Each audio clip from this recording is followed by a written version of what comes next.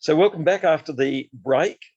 Before the break, we're talking about how language can be helpful, but if you're overconfident with the language that you have, it can be a difficulty. And just as we were beginning and through the break, we're talking about socioeconomic divisions between people and groups. And we recognize that before the printing press, the majority of the population were oral, sharing of language, 2,000 words, but with writing and printing and increased education, there was access to 20,000 written words vocabulary, and this was able to bring economic prosperity beyond the monasteries and the religious people who were writing and speaking in Latin to the ordinary people. And so from 1600 through 1718, 1900, it brought economic growth, particularly in Europe and Great Britain and other European countries, Germany, Spain, France, and then North America and Australia.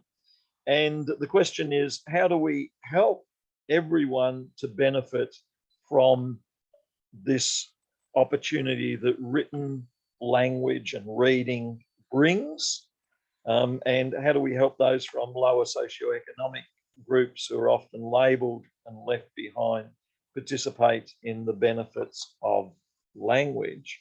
We see a bit of a discussion of this in Genesis 11, where the whole world had one common speech.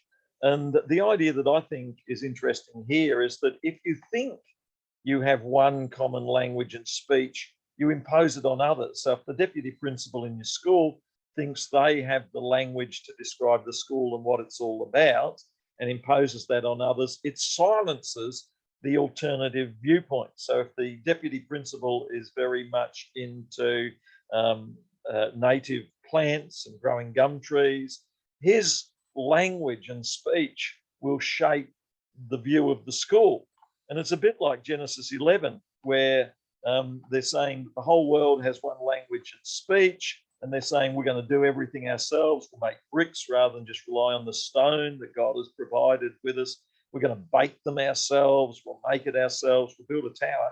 And the tower is going to reach to the heavens. And another way of reading this is that the source and head of the tower will be the heavens. That is, we'll be like gods. We will decide what language means. We'll decide what words means, what people should do. So if God comes down and says, if the people think they're all speaking one language and some people feel they got the voice, one voice for all people, then there's going to be a problem here. And so they're going to think that they can go on and do everything, but it's going to be shaped by their language. However, if people are from different languages, French and Spanish and upper class and working class, if they realize their language is different and mixed and complex and realize that they need to listen to one another and admit how little they know in their language humbly, then that's going to be a better world where you recognize the limitations of language. So instead of just focusing on language being helpful for us, we need to humbly admit the continued limitation of language, that it's fallen, that it doesn't always work, that we got blind people, deaf people, people from different languages. So if we say we have a consensus, I mean, everyone here agrees, like me, that science is the most important subject and you're all learning the science words, then I'm squeezing out all the other languages, aren't I? So consensus is not easy because we've got men and women, young and old. And so we have to translate and listen and be sensitive to diversity of language and the limitations of language. And even more so when it comes to understanding God. I mean, how can language describe God? And Moses wrestled with that question when God is much, much more. How can language describe that which is much, much more? And in the previous class on science, we could talk about science and language. When Christians who were scientists like Francis Bacon admitted the limitations of science and developed methods like experiments and repeating and publication through peer review and admitting the weakness of sin that affects our claims, then we have a better approach. And the same too, if we claim that we are the source of all truth, that we're gods to ourselves, then we'll have problems. But if we humbly admit, then in contrast to the Babelish world of Babel, then we can learn a lot more. So language is not the same as communication. You can use language, but have you really communicated, which involves a lot more than just language. You can actually, interestingly, if you want to communicate in another language like French and English, if you go to Google, and then if you write Google Translate English to French, you could write, this is a great class where the students are learning a lot. And then you could even play back in French. Tous les élèves apprennent beaucoup. C'est une super classe. Tous les élèves apprennent beaucoup. Then Google Translate will even translate it for you. I don't know if this will get you out of all trouble in France and Spain when you travel, but if you have it on your iPhone, then it could get you out of some trouble.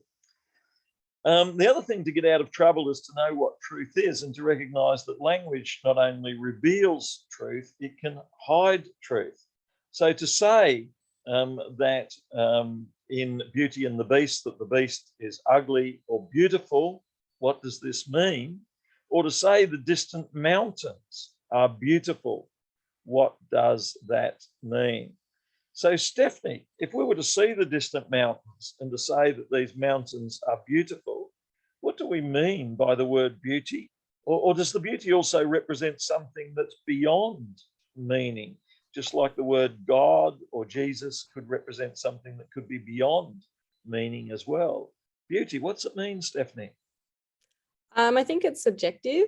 I think if you are talking about mountains, potentially you're using beautiful in place of certain synonyms. You might mean majestic or grand or great. Yeah, so I think that a lot of the words we use as descriptions are subjective. And I want to suggest too that the word subjective can be a positive word as well as a negative word. And so Soren Kierkegaard, the existentialist, he would suggest that subjective can be a positive word, in that subjective suggests agency. It suggests that you are using the word. So for you to describe the mountains as beautiful is actually empowering you, because you're making a decision about what beauty is, and then you can be using those thoughts and ideas in art and music.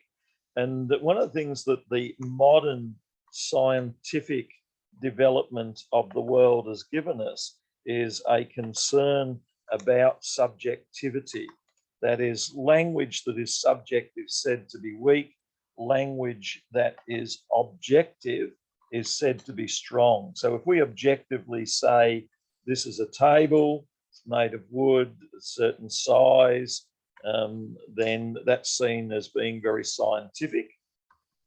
Whereas to say, to write a subjective poem about a table, like a table, your thoughts support me, then we say that's weak because that's subjective. However, Soren Kierkegaard says, no, the very poem, your thoughts support me, could be more important than just having a wooden table over at the corner of the room. It could be more significant, more meaningful, because it's talking about your capacity for thinking, the support you're providing me. So Soren Kierkegaard is saying that the subjective can be more important than the objective. This fascinates me because in a sentence, you have the subject and then you have the verb and the object. So the subject is the one who's doing something, and then you have the verb, that's the action, and then the object is what we're acting on. And science tends to focus on the last of these three, the object, and it likes to be objective. You know, students are bright, students have a high IQ, and so science focuses on that. So students possess a high IQ. Science focuses on the high IQ and measuring it. It doesn't focus on the verb, what's it mean to possess or to develop. Maybe it does work a bit on that.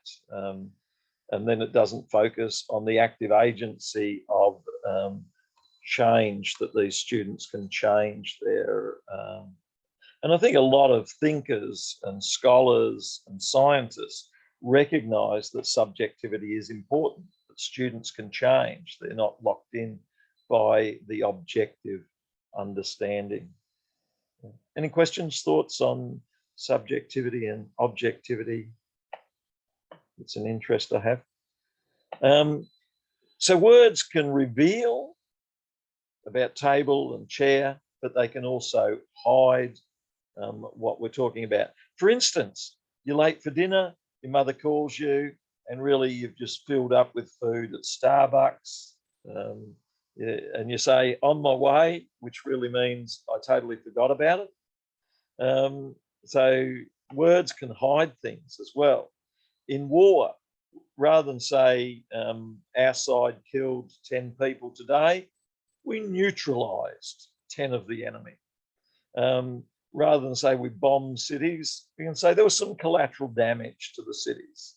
Rather than say we invaded this country, we could say we liberated some of the people who had the same ideas as us from the city. So words can be used in emotive ways. Words can be used to hide and reveal. In religion, this is particularly important because we're talking often about things that we have different views on and things that we don't fully understand and know. So God is speaking to me, guiding me. And so when we talk about the glory of God, we're possibly talking about something beyond language. Jesus' death on the cross to bring us salvation, what's meant by salvation. And the great thing is that if we define these words, so definitions can, so how do we clarify? We clarify through definitions, and so we can define salvation, what salvation means. We can define Jesus' death on the cross, what it does. And so our language is expanded as we interact. What words do you associate with this picture? So any thoughts there on words? Ruben, what words do you associate with that picture?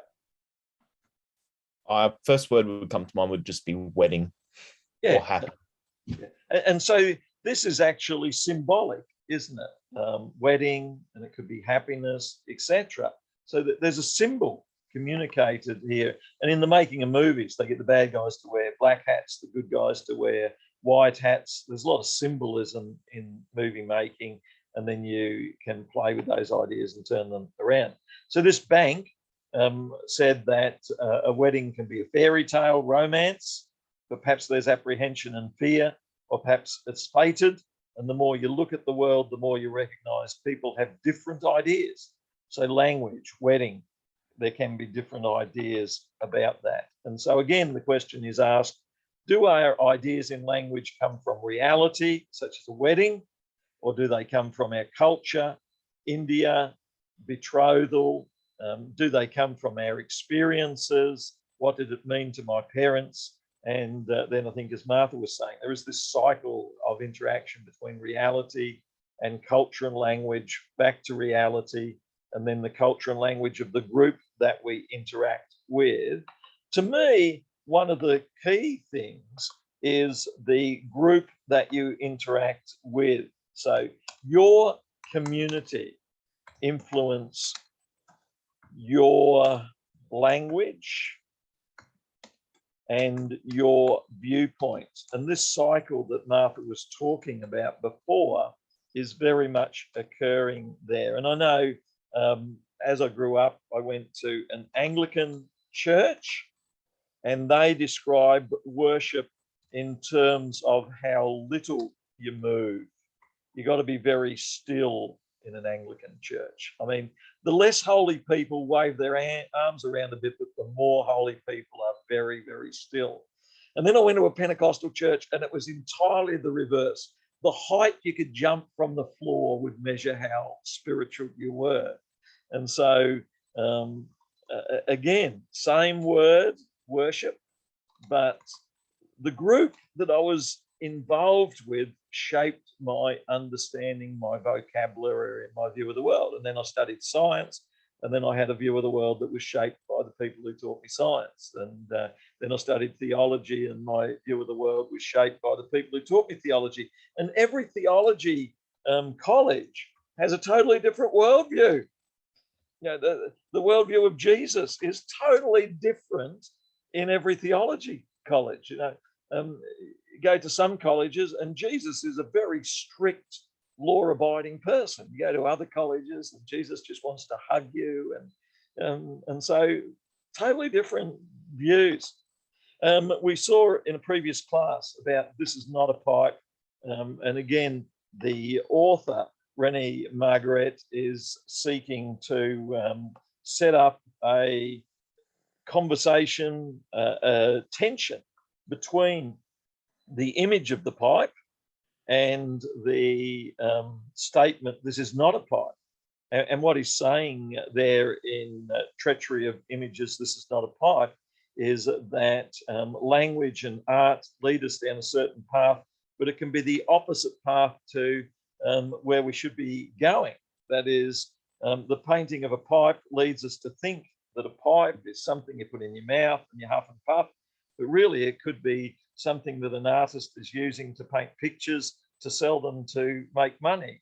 And so postmodernism and surrealism ask deeper questions about language and image. Do you really know what this is? And there's a YouTube clip on language and words and power. And if you knew what the image was, then you'd have power and you could become an art teacher. And if you didn't know what the image was, then you'd just be one of the everyday people who thinks that that is a pipe. And so language has different meanings. A couple of examples of the meaning of language is shaped by your community is that Australians sing a national anthem. One's a Jolly Swagman camped by a billabong, and then he sung You'll Go Waltzing Matilda With Me. Why you would sing that as a national anthem, I'm unsure. But can someone tell me, hand up, what this means? One's a Jolly Swagman camped by a billabong, and then You'll Come a Waltzing Matilda With Me. Who's waltzing with him if he's alone there on a sheep station, etc.? Any hands flying up here? Yes, Shelley Ann. Jackie French has written a 9-book series on this kind of thing. What, 9 books? Yeah, it's really good. Wow. And she paints it, Matilda, as, this might not be true, but well, it's probably not. It's all. Yeah. She goes into a bit of the history of Patterson and who he was and where he was at the time, and droving and drought. Yeah. So there's a huge context there. Yep. And then the fact that the jumbuck in his saddlebag. Yes. She paints it as he was the jumbuck was planted as a trap. Really? Yeah. Wow. By the station master that had the Stroppies station master that he'd been kicked off this station. Wow. And the jumbuck wanders over to him and his daughter Matilda, who he's a widow, and she's and then they've camped out by this stream, and he picks up the jumbuck and pats it, and then the station master and his mates all say, "You've stolen my sheep." Wow. So possibly it's Hoffmeister is the one who is the person, and possibly he's not only stolen the sheep, he's burnt down a woolshed, and possibly he shoots himself rather than drowns.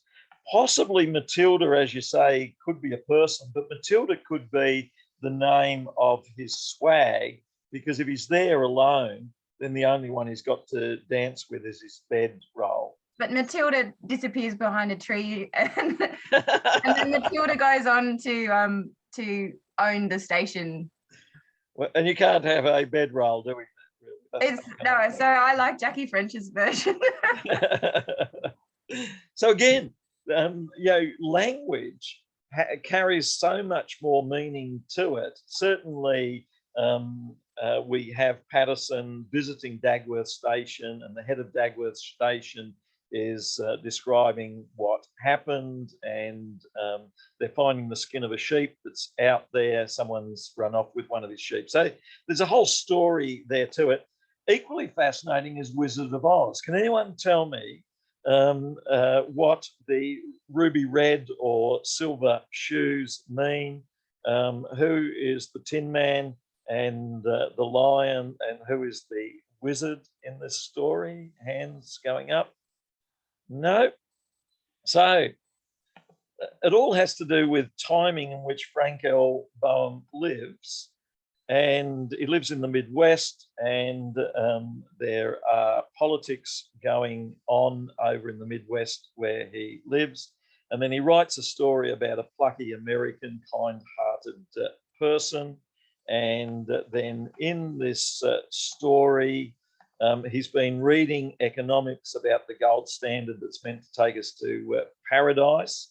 And there are things that will oppose it. Really, it's the bankers who want to control the gold standard, which could be wicked witches and other things. And then what about the ordinary farmer who lacks brains, but he's got shrewd ability? He could go to Washington, D.C. and sort things out. What about the working class guy who works with metal and machines? And then what about the native Indians that could swoop down at any time and do you damage? And the one who claims to be the wizard, who says he knows everything and will work it all out, could be politicians. So we're wrestling with questions about words and power in stories like this. And has anyone looked in recent times at the Frankenstein story in any of your classes? Hands up if you've looked at that. So Mary Shelley, she gets married at 16 years of age. Her mother is the great woman's liberationist Wollstonecraft. And then a couple of years later, age 18, 19, she's in a house with Percy Shelley and Lord Byron, and they come up with this idea that each one is going to write a great piece of literature over the weekend, as if you could do that. And so she thinks about it, and she thinks about one or two of her children have died, and that she gives birth to 4 children in 5 years to Percy Shelley, the poet, and 3 of them die in infancy, and then her husband is lost in a boating accident later on. So her life reflects a little bit of the pressures upon her. So she thinks, how do I describe the world around me? And there's scientific discovery of electricity at the time, and she puts together these stories.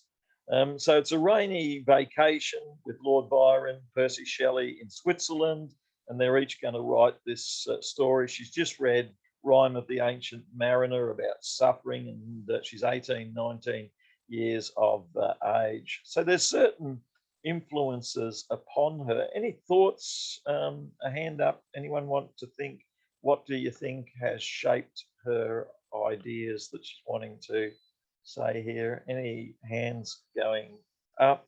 I can sort of see Josie's hand is really highly raised, but I'm not sure. I think she was just, Ruben's hand is up as well, but I think he's just looking at it. So no hands going up.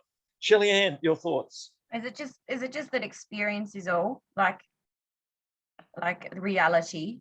Yeah, it is playing with that really great insights. Tell us more, Shelley Ann. So you've got reality being experienced in words, and the words are reflecting experience, but in other ways, the story is telling more, isn't it? Yeah. Yeah, and just, I guess, themes of darkness over. Yeah. So she's drawing on themes of the time. There's themes of romanticism, a great hope and a dream and childlike curiosity, themes of reason, enlightenment, growth of knowledge, themes of the natural world that science and growth of knowledge is leading us to, but the realization that not all of this knowledge is going to be good. So she's seen people die, and then she's seen people playing with electricity and making frogs' legs twitch. What if we could bring someone back to life? Wouldn't that be amazing? Individualism. Her husband, Percy Shelley's writing about the individualist, and then the Gothic novels, the popular haunted manners. And so a Gothic novel has innovation, spontaneity. So she's putting all of these ideas together over this weekend. And the themes of the book are really wrestling with the danger of knowledge. That is, if we could bring a person who's died back to life, what would happen? And what would happen if we could bring one person's head back to life but no body, and we had to attach it to another person's body that didn't have the head, and this person then was a bit grotesque? Would we appreciate that? And so it raises questions of ugliness, questions of beauty, questions of science. So there's a lot raised there in words. And so language can often tell us much more than we think. Someone experimenting with language and words was the noted Australian poet Ern Malley, who was born in, and he came to Australia age 25 in 1943, towards the end of the war. And so this is a poem that Ern Malley wrote. I've often cowered in the soberest heavy air, closed my inanimate lids to find it real, as I knew it would be, the colourful spires and painted roofs, the high snows glimpsed at the back, all reversed in the quiet reflecting waters, not knowing then that Dürer himself, who lived back in 1495, an artist. Now I find that once more I've shrunk to an interloper, a robber of a dead man's dreams. I've read the books that art is not easy. No one warned that the mind repeats in its ignorance a vision to others. I'm still the black swan of trespass on alien waters. So anyway, this poem by Ern Malley was discovered by his sister, sent to Harris, who was publishing poems at the time, and then it was published. So here's the story. Anyone come across the Ern Malley poem at all? Most famous Australian poem, which none of you know anything about. After it was published, it was rumoured that Ern Malley never existed, and that it was written by James Macaulay and Harold Stewart, who were working for the Office of Army and Civil Affairs, who were bored one day, opened books at random and put words together, because they were concerned that traditionalism and poetry was lost, and modernism, this idea that words could come together. And so they wanted to show how bad it was. However, the police found out about the poetry book, and they decided a couple of words in it were obscene, so they banned the book. And then they put Harris, the publisher, on trial for obscenity. But no one, apart from the policeman who read the book, was allowed to speak about the book, and others couldn't remember what the poems were about. And so he was put on trial there in South Australia, I think. Anyway, James Macaulay went on to write more poetry, became Professor of English in Tasmania, I think. Harris realised that there was some interest in the poems. So even though they were a hoax and not by a real person, he republished them and became a notable publisher. And I thought the twists and turns in using poetry to express the meaning of words, which touches on modernism and postmodernism and things not meaning what they actually mean. was just a wonderful example there. And I think people have quoted it in novels and there. So word meanings are fascinating, and the absence of meanings is also fascinating. Interesting. Can I get you to read this?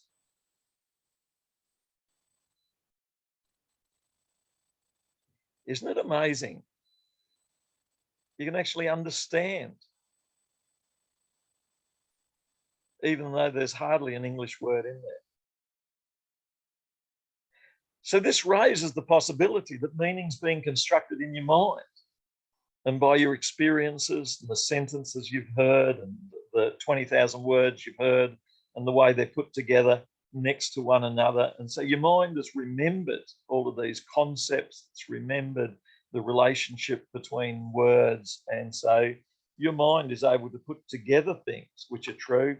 Whereas I could put English words together, like Ern Malley and others claimed, such as James Macaulay. I could put words, drawing them out of a hat together, and it would make no sense. So it's not words that you need to teach as teachers. It's meaning through sentences and paragraphs and through the whole essay and the book. And sometimes meaning only comes when you've read the last page in the book. So I hope it's not a book where someone's torn out the last page or it's been worn out by time, because sometimes you need the last page to know what the meaning is. So word meaning may not be enough. Certainly in biblical studies and in language studies, we often do hermeneutics, and people will often start with the meaning of words. I'm cautious about starting with the meaning of words because I think meaning is often much broader than words. So we could go to, say, 1 Corinthians 1 interlinear. So we can go to the original writing of the Apostle Paul, which we know a huge amount about this, and we can read it in the original Greek. I think there's a real danger in studying the word. Certainly the word apostolos, apostle, he is an ambassador, one sent out, commissioned by Christ. But I think there's a danger when you start with the word that you read too much, eisegete too much into the word. So the word apostle, I think if you put too much on commission and ambassador, I think the word itself, stolos, to send, apostolos, one who is sent out. I think you need to look at the word in its context, not just do a word study of the word apostolos, which you can do, but I don't think that's the best way to go. I think you're better off to read the whole paragraph here in 1 Corinthians that Paul has written. So by the will of Jesus Christ. So he's talking about his commission as an apostle comes by the word of Jesus, the revelation of Jesus, but he's saying it's actually the thermolatos, it's the wish and desire and intention and plan of God and Jesus in particular. Yesu, the Savior, like Joshua, Christu, who is the anointed one, the Messiah. So the Savior, anointed one, has revealed himself to Paul, and that's where the meaning of the word apostle comes from, that he's been called kletos, called an apostle by Jesus.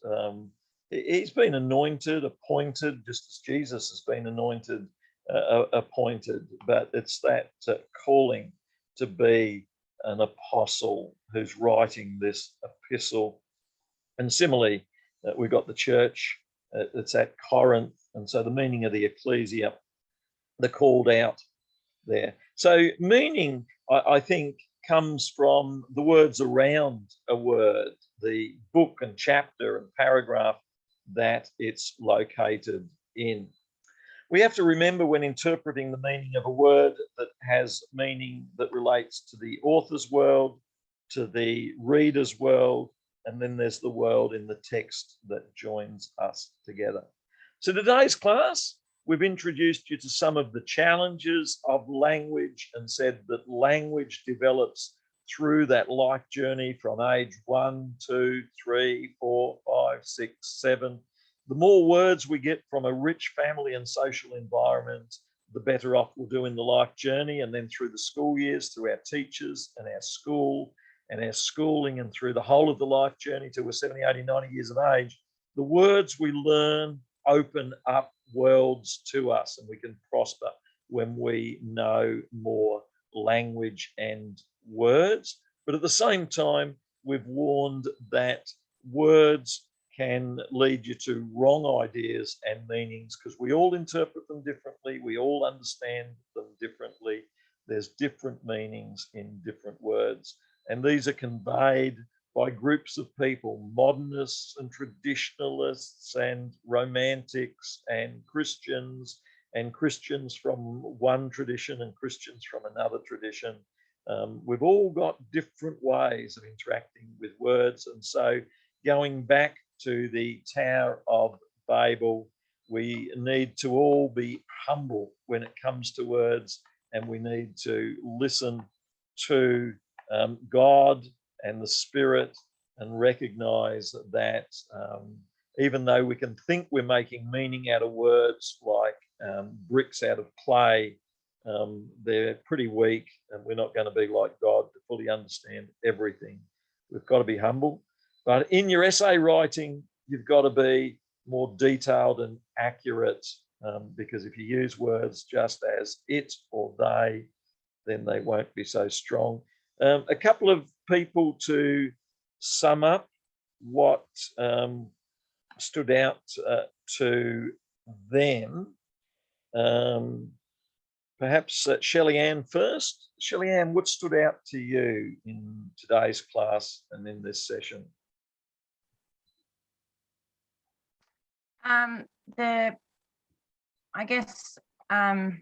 challenges of maybe if you're thinking about early learning again in a prep classroom where they're still developing language, and yes, like Sesame Street and things like that, but they're not using language, and some of them don't get the opportunity at home to speak because they're in front of a screen and practice their oral language, and so those sorts of challenges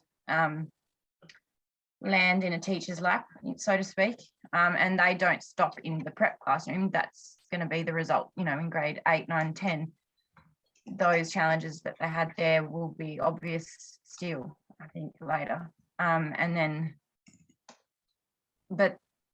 guess if you're, depending on what school you're in and the demographic and the support that you have, you might still be able to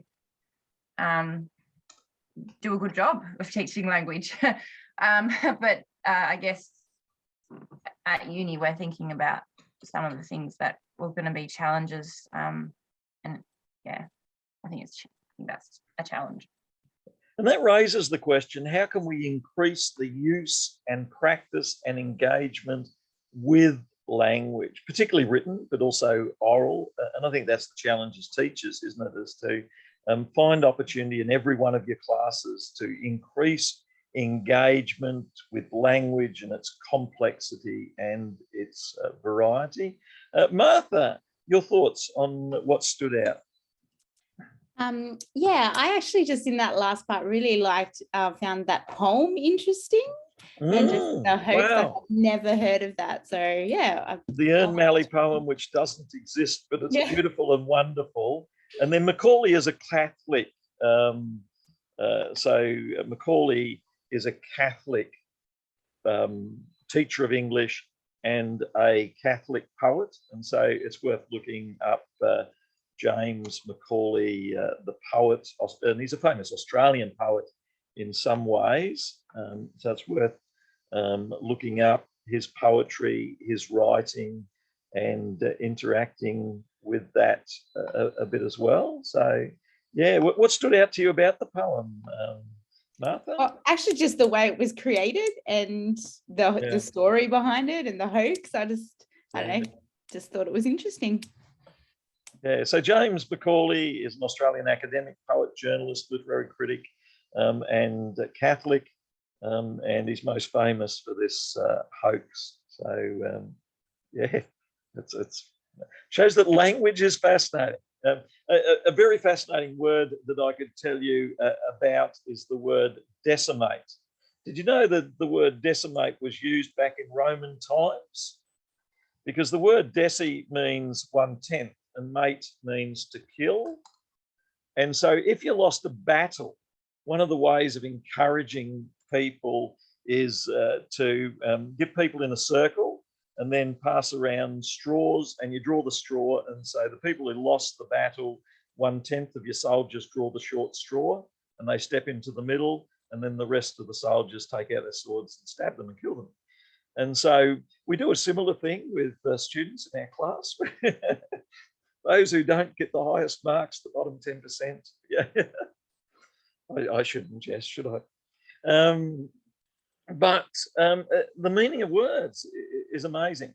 But of course, for us, the meaning of that word comes from the sentence. So to say that my football team were decimated, the meaning for me comes from the football team losing the game, I guess. Really, I was decimated by it, but probably doesn't mean that we took 1/10 of the players. And, yeah.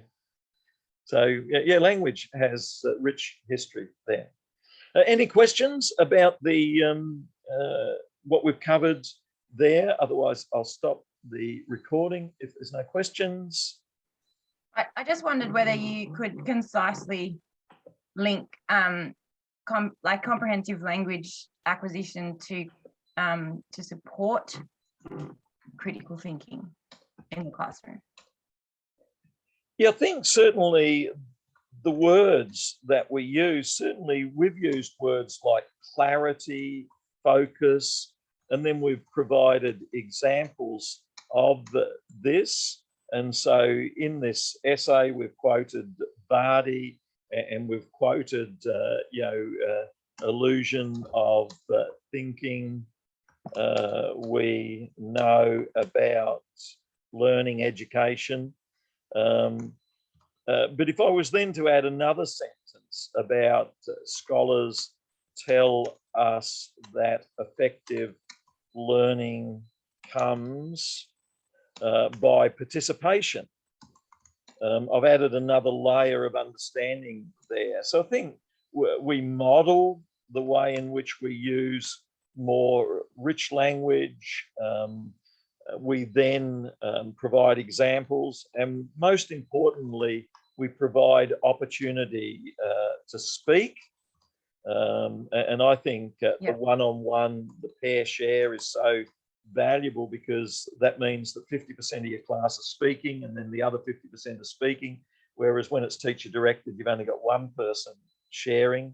And when everyone's writing something down, then everyone is working with language. So I think giving positive reward to language, and realizing that every time that we learn something, we're learning. So when I teach geology, you've got igneous rocks and you've got sedimentary rocks. And so each time, each word is contains a whole lot of meaning. And so sedimentary, to lay down, every word contains meaning. And the more you look at it, the richer it becomes. And then you look out for ways in which misunderstanding can occur there with meaning. So education is constantly learning, learning, learning. At some stage, of course, you have to specialize, because you can't learn everything.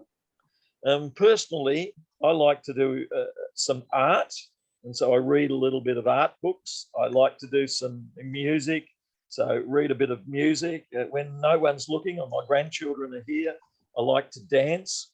And so, as well as being a theologian and a historian and a sociologist, I think I need a balanced life with some art, music and dance. But at the same time, I realize I can't know every word about every area. And particularly in terms of history, I have tried to focus on the modern period, but I know next to nothing about World War I and II and that, because I've really focused on religion. And so in my thesis on megachurches, I couldn't cover every bit of history in the modern period. I'm interested in what happened in churches really from 1950 through to 2022. Even the more recent years, 2010 to 2022, I don't know if I can keep up with what's happening with churches. So you've got to specialise in terms of your comprehensive language. And I think every one of our students, they're going to have areas of interest that they're going to really motor ahead with. Some will get a love of cricket or footy or something like that. Yeah. Any other thoughts on that, Shelley-Ann? No, that was helpful, and I was just picturing a classroom that, like you said, values language and the use of language, and so in a way, you're building your classes to celebrate language intentionally.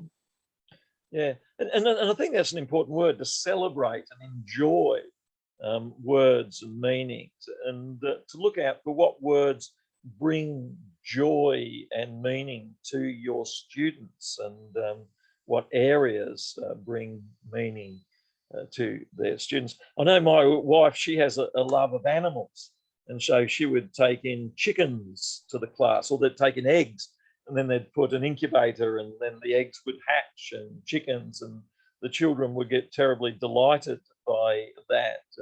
But some parents would say the chickens might bite the children, and you shouldn't do that next year or so. So you got that constant battle of getting children to delight. I know one science teacher who would make explosive material with sulfur and carbon and potash and all of that.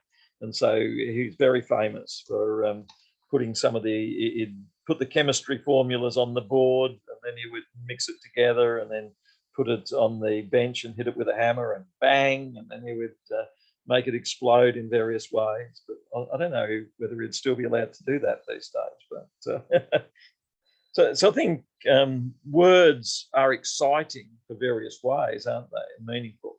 But the other point we've tried to make is that words can be misleading, misunderstood, and that's the point of the passage in Genesis 11, perhaps, and theologians have written about how the idea that we have all the answers and word meanings, it can also be dangerous. And every paragraph that you write in your essay, get excited because they're great words, but also recognise you may have missed 50% of what's going on in the ideas that you're relating to. So we need to be humble, and we need to really work well. Wittgenstein, the great father of language studies, he, in the first part of his writing, said that words represent objects, a bit like Aristotle. And then he went on break for 10 years, taught some schools, and then came back to the university. And then he decided words don't represent objects. In the second writing that he then does in his writings, words don't represent objects like Plato. He says words represent ideas, ideals, cultures, inner ideas. So he writes two totally different pieces of writing. And that's the famous person on language, Wittgenstein. Any other questions about language? Otherwise, I'll stop there.